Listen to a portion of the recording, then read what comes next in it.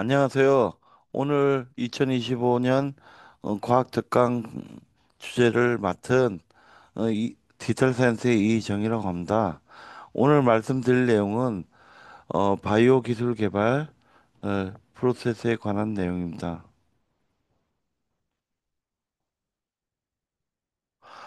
바이오 산업은 생명과학 및 생명공학 기술을 활용해서 질병 치료, 건강 증진, 미용, 예방의학 등의 분야에서 혁신을 창출하는 첨단 산업이고, 이런 바이오 산업은 의약품, 의료기기, 기능성 화장품, 건기식 이게 네 가지로 크게 구분할 수 있습니다. 이런 네 개의 바이오 산업 분야는 R&D 과정이나 규제 체계, 시장 진입 전략 등이 상이하므로 이런 것을 이해하는 것이 바이오 산업에 있어서 개발 후 사업화를 진행하는 데 있어서 중요한 개념입니다. 바이오 기술 개발 프로세스에 있어서 의약품 개발 단계를 설명드리고자 합니다. 의약품은 디스커버리, 프리클리니컬, 클리니컬, 그리고 어프루블, PMS의 순으로 진행이 되고, 이런 디스커버리에서 어프로블까지의 기간이 평균 10에서 15년이 소요되고, 신약을 개발하는 데 있어서 평균 개발 비용이 약 26억 달러에 달할 정도로 장기간의 연구와 높은 비용이 필요한 산업입니다. 의약품은 개발 비용이 높고 임상 단계별로 성공률이 낮기 때문에 투자 위험이 큽니다. 그리고 이런 규제 기관의 승인 절차가 복잡하고 까다롭기 때문에 이러한 부분들을 이해하는 부분이 필요합니다. AI나 요즘 유전자 가이 등 새로운 첨단 기술을 활용하면 신약 개발 기간을 크게 단축할 수 있습니다. 어, 의약품은 출시 허가 후 출시 이후에도 계속적으로 모니터링을 해서 부작용이 있으면 드랍되기 때문에 장기적 안정성을 확보하는 것이 필요합니다.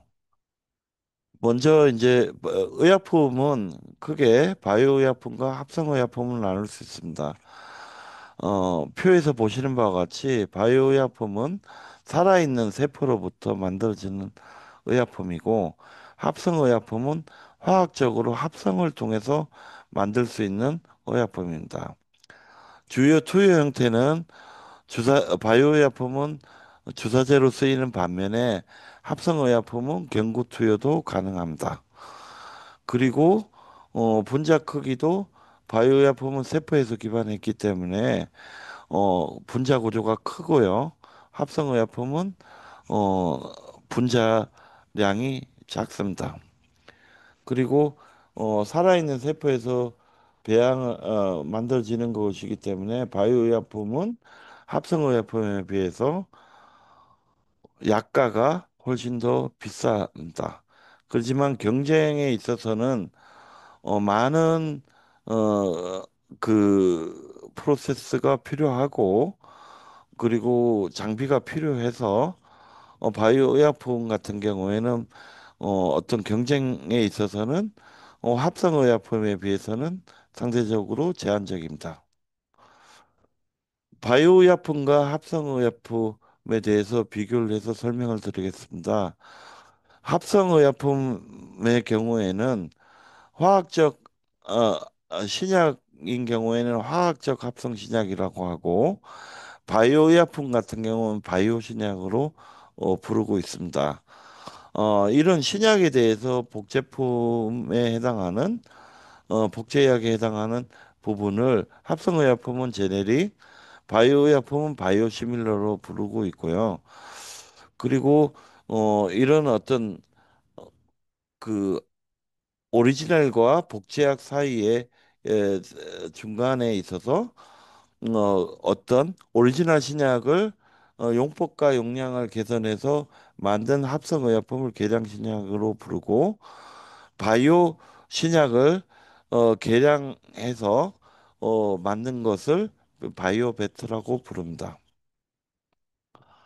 의약품의 개발 단계를 살펴보면 후보 물질 탐색, 후보 물질은 히트와 리드 컴파운드로 나눌 수가 있습니다.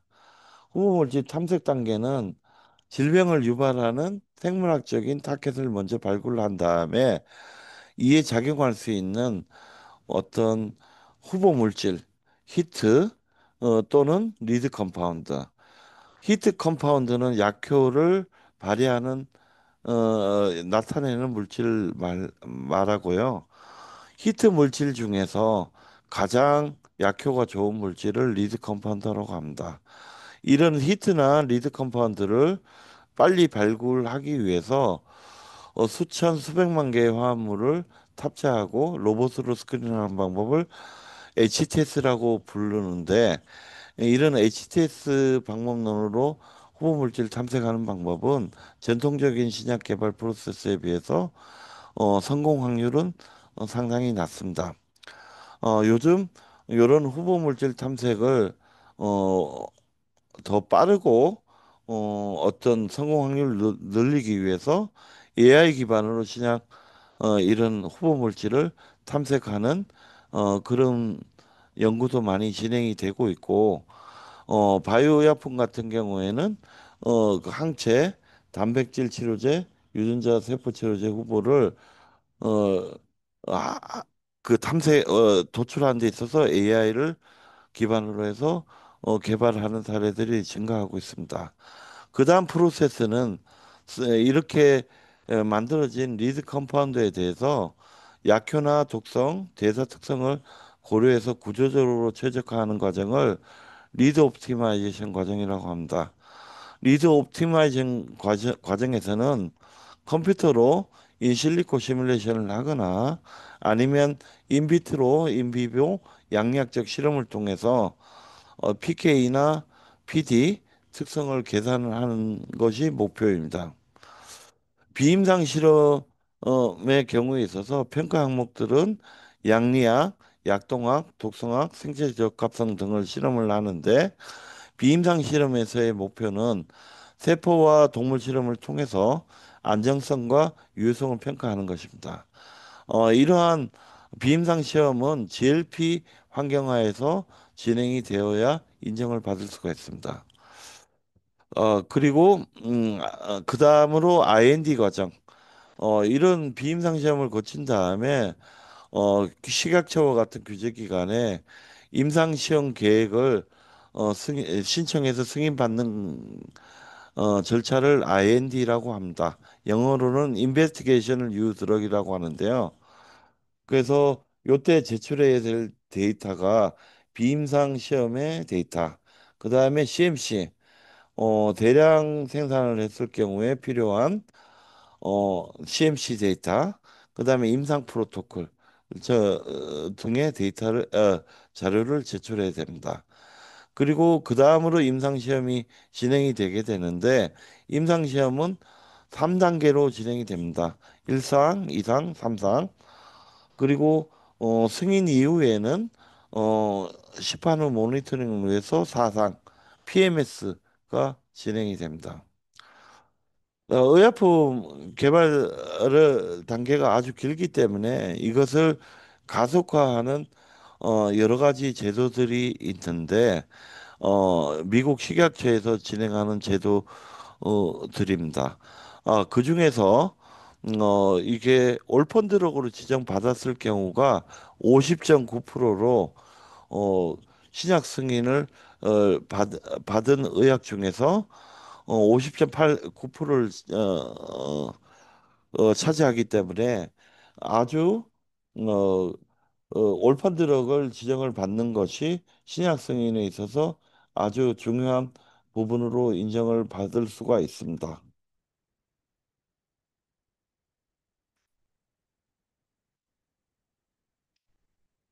여보세요? 누구신데요? 끊을게요. 쓰고 있어요.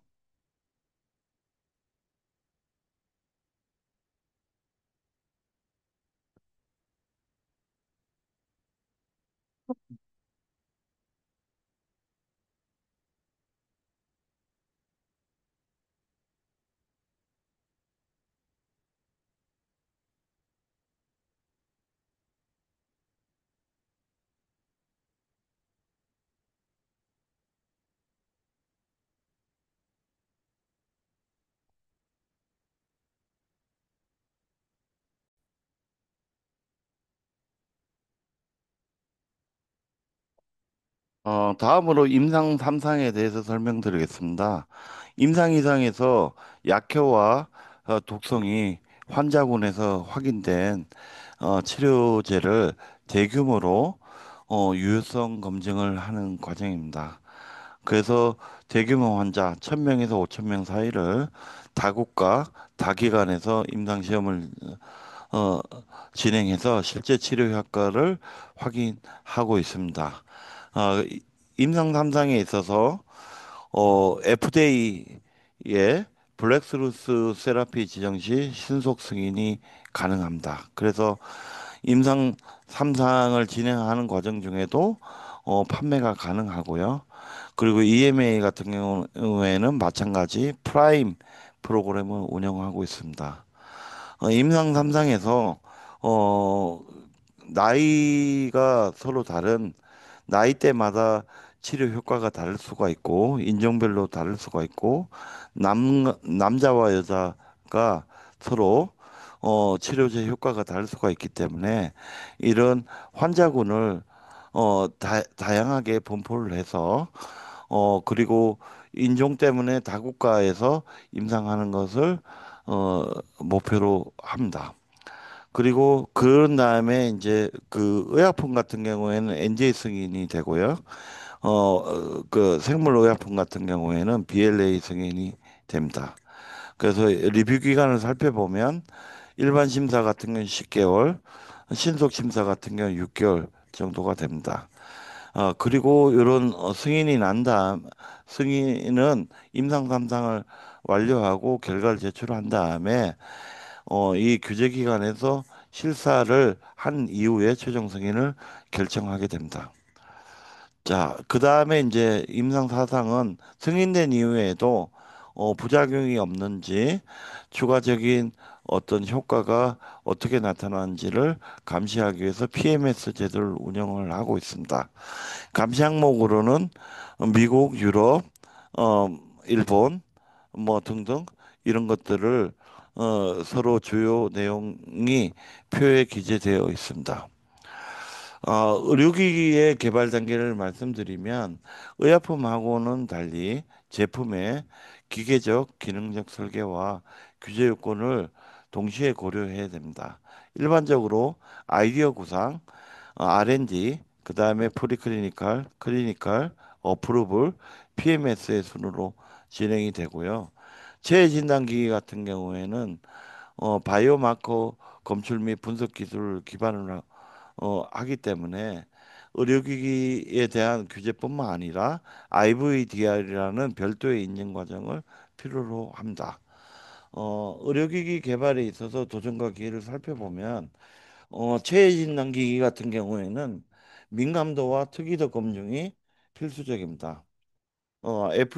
미국 같은 경우에는 FDA 510K, 그 다음에 유럽 같은 경우는 CE 마크 인증을 확보하면 각각의 시장에 진입이 가능합니다.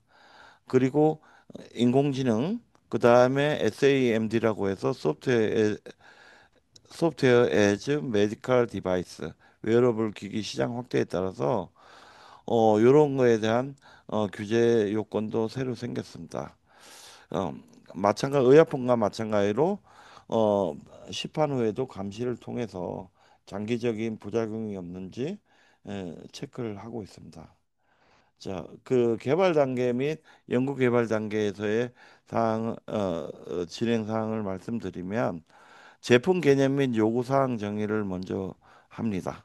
그 다음에 핵심 기술을 어떤 제품을 구현하는 데 필요한 핵심 기술을 연구하고 프로토타입을 개발하는 단계가 그 다음으로 진행이 됩니다. 그 다음에 프로토타입으로 어느 정도의 성능을 확인을 했으면 제품 설계 및 엔지니어링 과정이 진행이 됩니다. 그런 다음에 이제 비임상 시험이 진행됩니다. 비임상 시험, 의료기기에서의 비임상 시험은 평가 항목이 기능성 테스트, 생체 적합성, 그리고 전자파 테스트, 환경 테스트, 소프트웨어 검증.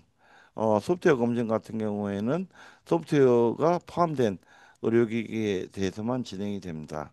체해 진단 기기에 대해서 는 민감도와 특이도 검증이 필요하고 그리고 어떤 체해 진단 제품 중에 RT-PCR, 램프, 엘리자 기반의 제품은 표준화된 바이오마커 검증이 필요합니다.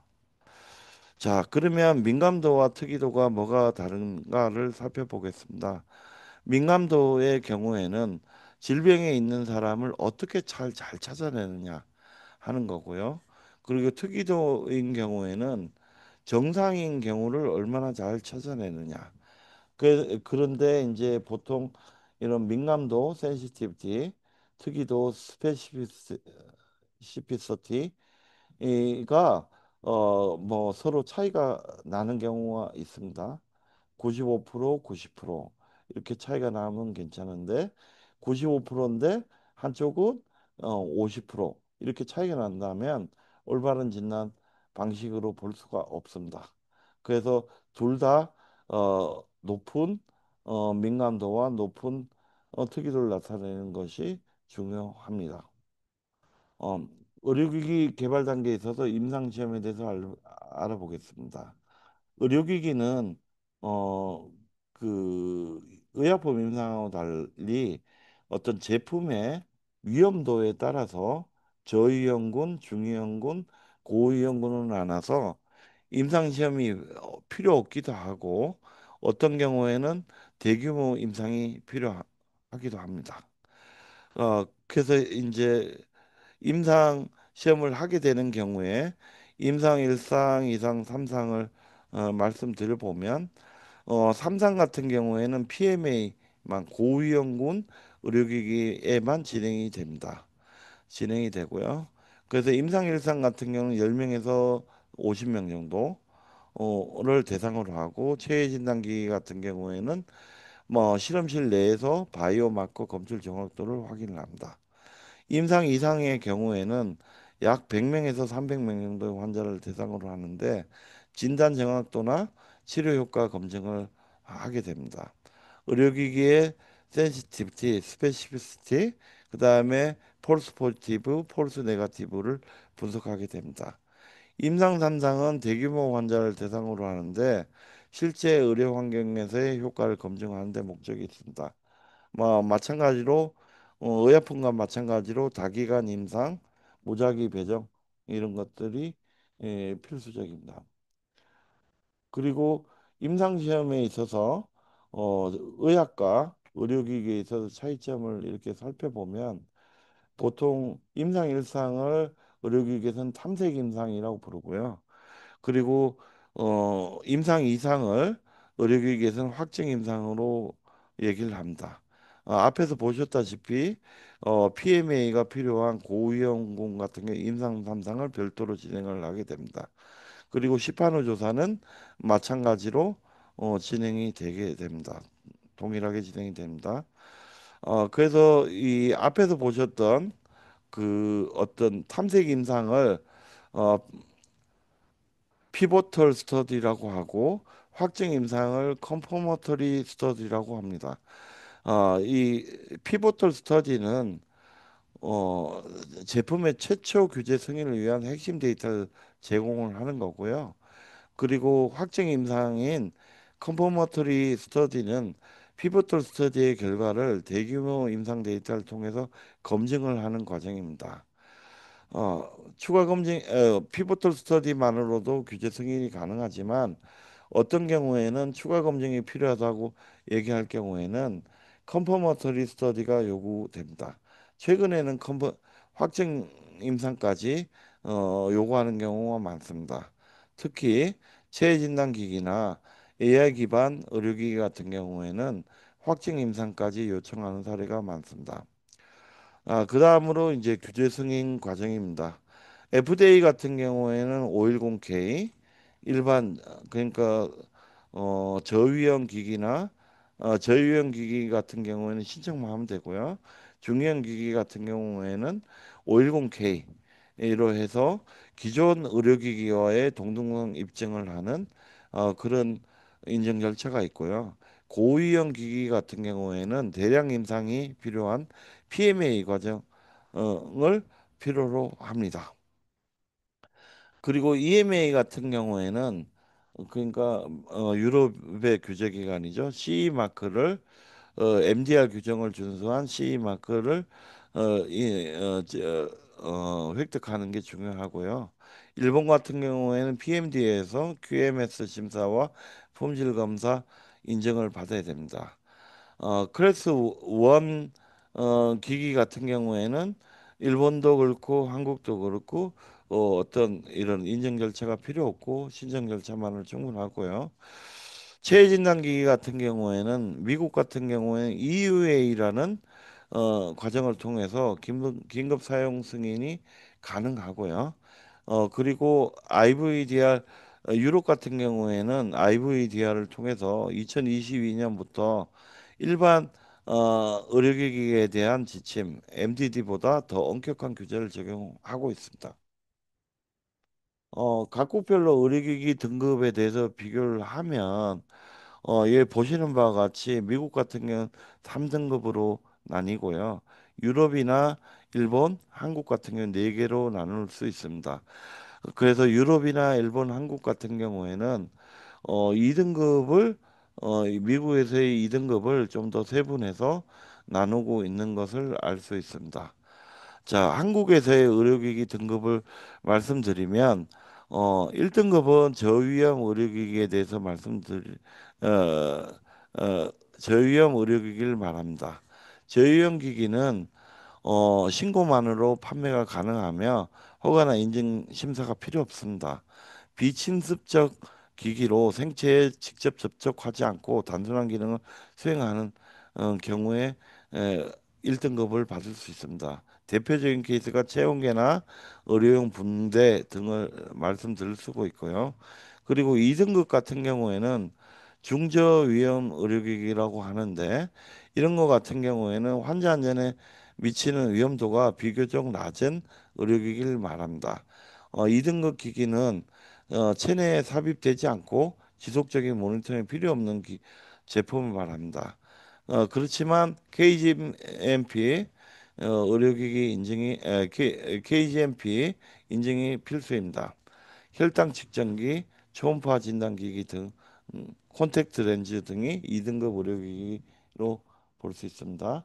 그리고 3등급 같은 경우는 중고위험 의료기기 등급인데 환자 체내에 일시적으로 24시간 미만으로 삽입되거나 생리적 기능을 유지하는 기기로 중대한 부작용 발생 가능성이 있을 수 있는 제품군에 대해서 3등급 의료기기로 하는데 엄격한 안정성 시험이 KGMP 인증 외에 필요로 합니다.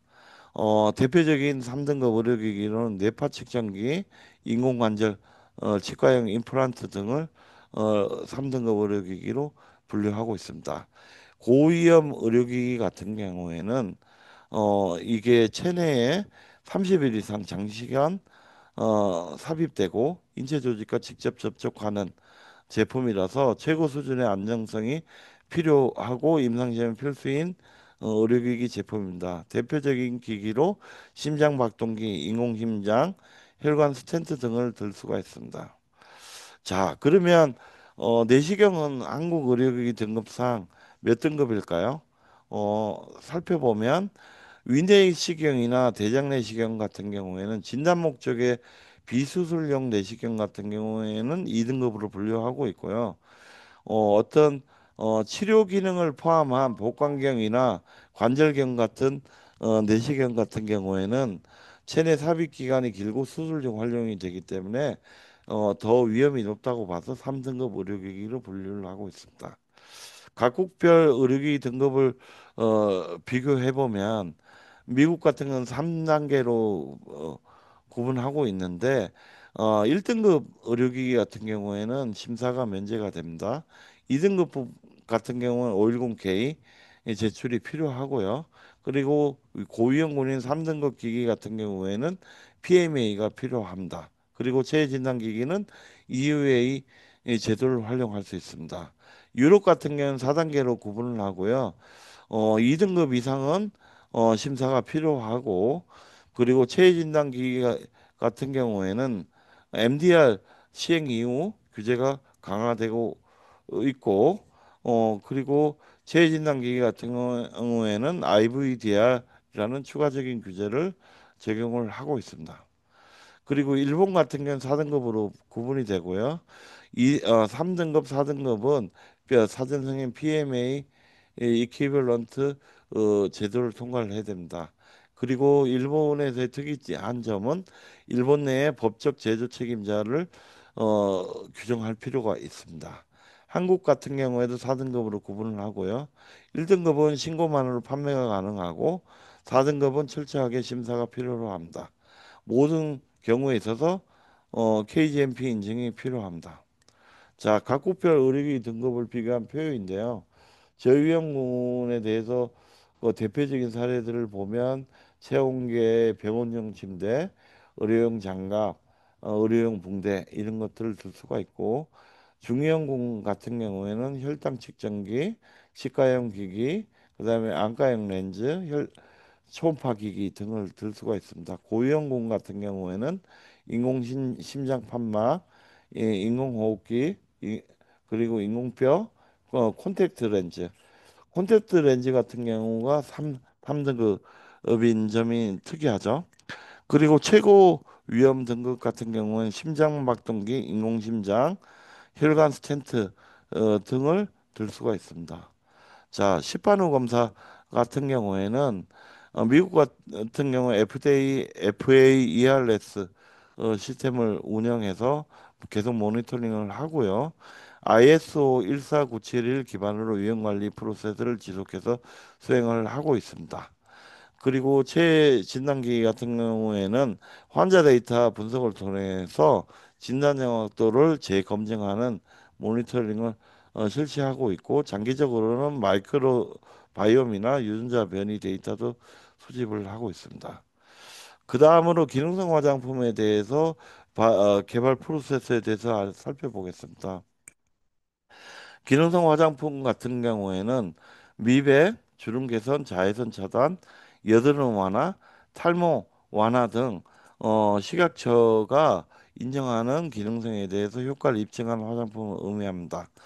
의약품하고 달리 생리적 변화를 유발하지는 않지만 기능성을 입증할 임상 데이터가 필요합니다. 개발 과정은 소재 개발, 원료 연구, 제품 개발, 인체 적용 시험, 규제 승인, 시판화 어, 관리로 진행이 됩니다. 기능성 화장품에 있어서 가장 중요한 부분 중에 하나가 기능성 원료의 과학적 근거를 확보를 하는 것이 중요합니다. 이런 미백이나 주름 개선 등과 같은 기능성을 나타내는 어떤 과학적 근거를 확보하는 것이 가장 중요합니다. 그리고 화장품이기 때문에 이런 유효 성분이 어떤 피부에 작용하는 할 수 있는 안정적으로 스며들 수 있는 제형이 개발하는 것이 필수이고요. 피부에 닿는 것이기 때문에 인체 적용 시험이 필수입니다. 국내외 규제에 대해서도 허가를 고려하는 것이 필요합니다. 자, 먼저 기능성 화장품의 개발 단계에서 원료 탐색 및 연구 과정을 살펴보겠습니다. 원료 탐색 및 연구 개발 과정에서 기능성 원료 개발을 보면 밑에 표에 보시면 미백, 주름 개선, 탈모 완화 등 각각의 기능성에 대해서 대표적으로 연구되고 있고 시판되고 있는 원료를 규제하고 있습니다. 이런 천연 유래 성분을 과 합성 성분 합성을 통해서 만들 수 있는 성분에 대해서 연구가 많이 적용되고 있고 그리고 이런 성분에 대해서 어떤 글로벌 규제 기준에 맞는지 특히 미국의 INCI에 등록이 되어 있는 원료인지 그 등록이 되어 있지 않으면 이런 등급의 유럽 같은 경우에는 EWG 안전등급에 적용된 기능성 원료가 아니면 여러 가지 실험 데이터를 독성 데이터를 포함해서 제시할 필요가 있기 때문에 요런 어, 그 글로벌 규제에 있는 등록된 그런 원료를 쓰는 것이 어떤 나중에 승인할 때 훨씬 더 손쉽게 될 수가 있습니다. 그 다음에 이제 제형 연구입니다. 제형 연구 쪽은 제형은 에멀전부터 스프레이까지 아주 다양하게 아주 효과적으로 전달할 수 있고 안정적으로 전달할 수 있는 최적의 제형을 연구하는 부분입니다. 그래서 제품의 pH나 어떤 점도, 사용감, 피부 흡수율 이런 테스트 등이 같이 진행이 돼야 됩니다. 그리고 안정성 및 유효성을 평가를 해야 되는데 기능성 성분이 배합된 제형이 일정한 효과를 유지하는지 검증을 해야 됩니다. 특히 변질될 수가 있기 때문에 유통 과정 중에 제품이 오염되거나 변질되거나 그런 부분들이 온도, 습도, 광 노출 시험을 통해서 계속적으로 유지될 수 있는지 그런 테스트가 필요로 합니다. 그 다음에 인체 적용 시험을 하게 되고요. 그래서 임상 평가를 하게 되는데 인체 적용 시험을 반드시 한국에서는 거쳐야 됩니다. 기능성에 대해서 이 기능성 인증 시험에 대해서 미백에 대해서는 멜라닌 감소율, 주름 개선에 대해서는 피부 주름 깊이 감소율 등이 필요합니다.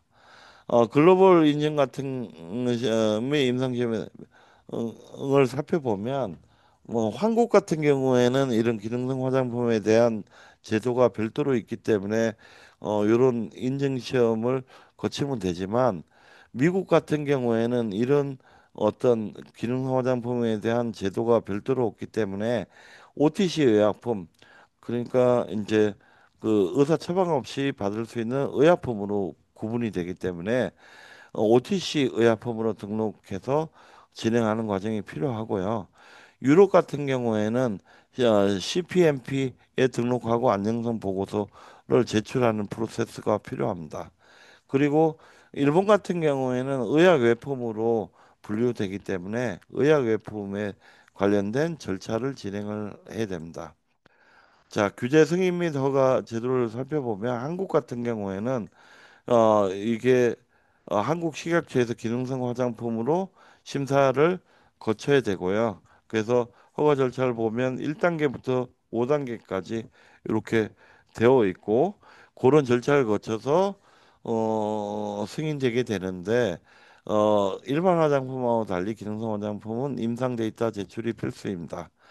해외 허가 같은 경우에는 FDA OTC 드럭 리스팅 시스템에 등록을 해야 되고 그리고 유럽 같은 경우에는 화장품 포탈 CPMP에 제품 등록이 필요합니다. 그리고 안정성 데이터를 내야 되고요.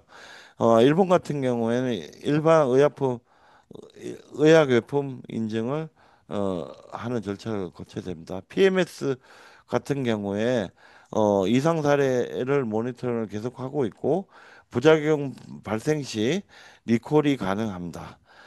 그리고 마케팅 및 브랜딩 할 때 기능성 화장품 소비자 신뢰가 중요하기 때문에 인체 적용 시험 결과를 강조를 해야 되고요. 그리고 일본에서는 의약외품은 되지만 한국 같은 경우에는 의약외품이 아니고 별도의 제품이기 때문에 약국과 판매되는 제품과 차별화를 위해서 의약외품이 아님을 명확히 표시해야 됩니다. 그리고 피부과 테스트 완료, 저자극 인증, 비건 인증 이런 부분 등을 추가적으로 마케팅 포인트로 사용할 수 있습니다. 그다음 마지막으로 건강기능식품에 대해서 개발 단계를 살펴보겠습니다. 건강기능식품은 기능성, 면역 증진, 항산화, 뭐 장건강 등 식약처가 규정하고 있는 특정 기능성을 과학적으로 입증한 식품을 말합니다. 의약품하고 달리 질병을 치료하는 거나 예방을 할 수 있는 정도까지는 아니고 건강 유지와 예방 증진을 위해서 예방 목적으로 사용할 수 있는 제품을 건강기능식품이라고 합니다. 국가별로 규제 기준이 조금 다르고요. 개발 과정은 원료 탐색 및 연구, 제형 개발 및 품질 시험, 기능성 시험 및 임상 시험, 그리고 규제 승인 및 허가, 시판 후 관리 및 모니터링 순으로 되어 있습니다. 기능성 화장품과 마찬가지로 기능성 건강식 같은 경우에도 기능성 원료의 과학적 근거를 확보해서 논문으로 어떤 제출해서 증거를 이렇게 인정받는 것들이 되게 중요하고요. 기능성 화장품과 마찬가지로 제형 안정성이 중요합니다. 그리고 효능 검증을 위해서 기능성 평가와 인체 시에 대한 적용 시험이 필요합니다. 자, 그 다음으로 넘어가겠습니다. 원료 탐색 및 연구 과정에서 기능성 원료 연구에 있어서 면역 증진 그리고 항산화, 피부 건강 이런 쪽에 대표적인 기능성 원료를 표에 기재를 했고 이런 기존에 등록된 원료를 사용하거나 신규 원료를 개발해야 되는데 신규 원료를 개발하는 경우에는 개별 인증형 인증을 별도로 받아야 됩니다. 이런 기능성 원료들은 식물뿐만 아니라 미생물, 해양자원, 동물성 원료에서도 나올 수가 있습니다. 그리고 이런 건강 효과가 과학적으로 검증되어야 됩니다. 그리고 저 제형 연구 이런 어떤 몸 속에 삽입돼 그러니까 어 그 몸속에 삽입되는 그런 건기식이기 때문에 먹거나 아니면 주사제로는 안 되겠죠. 그래서 바르거나 먹거나 이런 걸로만 제형이 가능한데 제형도 캡슐부터 시작해서 젤리까지 소비자의 기호에 따라서 제형 설계가 필요합니다. 그리고 식품법과 기능성 규제에 따라서 적절한 첨가제와 배합 비율 설정이 필요로 합니다. 그리고 기능성 원료가 마찬가지로 평상 온도나 습도, 광노출에 대해서 변질이 안 되고 안정적으로 언제까지 1년 정도까지 유지를 할 수 있는지 6개월까지 유지를 할 수 있는지 그런 걸 테스트하는 안정성 및 품질 시험을 거치게 됩니다. 그리고 나서 기능성 평가를 하게 되는데 그 여기서 이제 기능성 평가가 세포 실험, 동물 실험, 인체 적용 시험 순으로 적용이 됩니다. 여기에서 의학과는 다르게 임상 시험에 해당하는 부분을 인체 적용 시험으로 부르고 있습니다. 어 그리고 인체 적용 시험에 있어서도 피험자가 의학에 비해서는 아주 작은 피험자를 어 모집을 합니다. 20명에서 100명 정도고요. 그리고 임상 기간도 4주에서 12주 정도로 해서 전체 임상 기간이 되게 좀 짧습니다. 그렇게 해서 이런 5단계로 적용을 하고 있고 인체 적용 시험을 그래서 인증 절차를 두 가지로 아까 신규 기능성 원료 같은 경우는 개별 인증형으로 등록을 해서 승인을 받아야 되고요. 기존의 인증 원료 같은 경우는 고시형 원료 제도로 해서 심사를 통과하면 건강기능식품 인증을 받을 수가 있습니다. 미국 같은 경우에는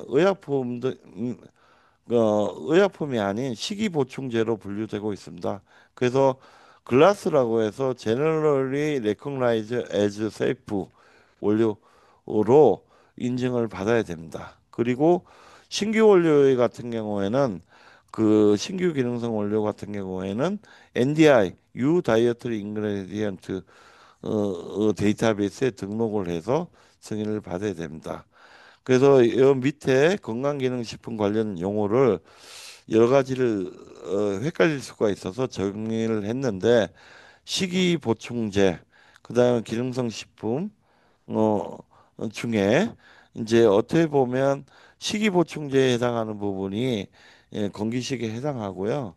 펑셔널 푸드가 이제 그 기능성 식품에 해당하는 부분들이 건강을 강한 일반 식품으로 볼 수가 있습니다.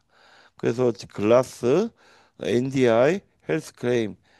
이게 FDA가 이제 이렇게 식이 보충제로 승인을 했을 경우에 헬스 클레임 건강 강조 표시를 할 수가 있는데 그런 거에 대한 정의를 이렇게 기재를 했습니다. 유럽 같은 경우에는 건강 강조 표시와 노블 푸드 승인 여부를 평가를 해서 승인을 하고 있습니다.